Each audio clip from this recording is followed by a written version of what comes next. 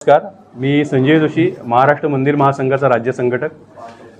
महाराष्ट्र सरकार जो नवीन कायदा येत्या पावसाळी अधिवेशनात पारित करणार आहे असं महसूल मंत्री बावनकुळे यांनी जे सांगितलेलं आहे, महाराष्ट्र देवस्थान इनाम निर्मूलन अधिनियम 2026, तर हा कायदा मंदिर संस्कृतीवर आघात करणार आहे.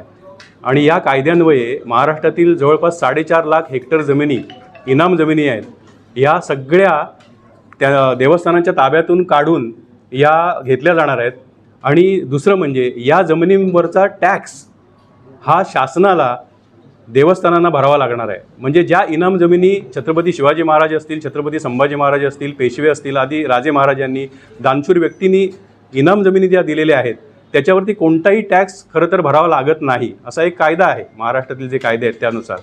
पण दुर्दैवाने हा कायदा करून सरकार काय करते की एकतर ह्या 4.5 लाख हेक्टर जमीन काढणार देवस्थानांच्या इनाम जमिनी आणि त्या दुसऱ्यांच्या नावावर करणार, कुळ आणि वहिवाटदार यांच्या नावाने, आणि परत त्या देवस्थानांच्या जमिनीवरती टॅक्स भरायला म्हणजे देवालाच कर भरायला हे सरकार या कायद्याच्या माध्यमातून लावते. हा अक्षरशः दुर्दैवी प्रकार आहे आणि म्हणून या कायद्याचा, काळ्या कायद्याचा आम्ही निषेध करतो आणि हा कायदा त्वरित सरकारने मागे घ्यावा अशी आमची या निमित्ताने मागणी आहे.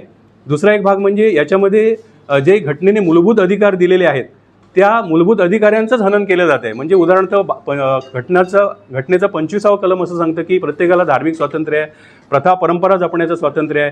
आता या धार्मिक परंपरेच्या अंतर्गतच या इनाम जमिनी येतात. मग या इनाम जमिनी काढून घेणं म्हणजेच आमचं धार्मिक स्वातंत्र्याचं कुठेतरी उच्छेदन करणं असाच भाग आहे. दुसरं म्हणजे जे कलम घटनेचं 26वां जे सांगतं की या धार्मिक संस्था आहेत त्यांना स्वतःचं जे काही धार्मिक संस्था आहेत त्याचं व्यवस्थापन करण्याचा अधिकार आहे स्वतंत्रपणे.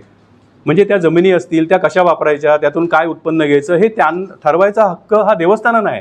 पण आता काय होणार आहे की ह्या देवस्थान इनाम जमिनी आहेत त्या काढून घेतल्यामुळे हा एक घटनेचा 26व्या कलमालाच इथे छेद देण्याचा प्रयत्न या कायद्याच्या माध्यमातून होतोय. आणि दुसरं म्हणजे घटनेचं 300 जे कलम आहे ते काय सांगतं की या भारतामध्ये कोणाचीही मालमत्ता ही मनमानी केल्याप्रमाणे काढून घेतली जाऊ शकत नाही. पण दुर्दैवाने या कायद्याच्या माध्यमातून अशा प्रकारे मनमानी केल्याप्रमाणे देवस्थानच्या जमिनी या काढून घेतल्या जाणार आहेत आणि म्हणून या काळ्या कायद्याचा आम्ही निषेध करतो आणि हा त्वरित मागे घ्यावा अशी आमची विनंती आहे.